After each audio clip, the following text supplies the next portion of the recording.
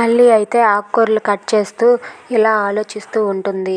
ఆనాడు గౌతమ్ సార్ ఇలా అనడం తనైతే ఇలా ఆలోచించుకుంటూ ఉంటుంది. గౌతమ్ ఏమన్నాడంటే, నీకు నువ్వున్నావు, నీకు నేనున్నాను, నాకు నువ్వున్నావు, మన ఇద్దరికీ పిల్లలు ఉండాలి కదా, ఆ పిల్లలు ఇప్పటికే లేట్ అయింది, ఆ పిల్లల గురించి మనం ప్లాన్ చేసుకుందామా అని చెప్పి గౌతమ్ అన్న మాటలు గుర్తు తెచ్చుకొని అలా కట్ చేస్తూ ఉండగా తన చెయ్యి అయితే కట్ అయిపోతుంది.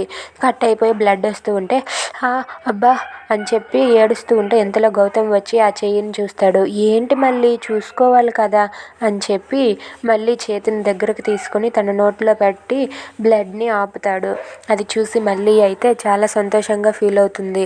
ఇంత మంచి భర్తను నాకు ఇచ్చావు దేవుడా అని చెప్పి అనుకుంటూ ఉంటుంది. ఇక మళ్ళీ బ్లడ్ని ఆపేసి గౌతమ్ అయితే బాధపడుతూ ఉంటాడు. ఏంటి మళ్ళీ చూసుకోవాలి కదా, నువ్వు పక్కకు తప్పుకో, నేను కట్ చేస్తానని చెప్పి మళ్ళీ 2 చేతులకి ముద్దు పెట్టి మళ్ళీని నువ్వు అక్కడ కూర్చో అని చెప్పి గౌతమ్ అయితే కూరగాయలు కట్ చేస్తూ ఇలా మాట్లాడుతూ ఉంటాడు.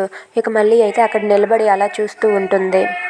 గౌతమ్ అయితే ఇలా అంటూ ఉంటాడు, ఎందుకు మళ్ళీ నువ్వు పిల్లలకని ఇచ్చేసావనుకో, నా పిల్లలు నేను నిన్ను ఇలాంటి పనులేవి చేయనివ్వము, మా ఇద్దరమే చేసేస్తాము, నిన్ను కూర్చోబెడతామని చెప్పి అంటూ ఉంటాడు. ఆ మాటలకు మళ్ళీ అయితే అలా మౌనంగా చూస్తూ ఉంటుంది.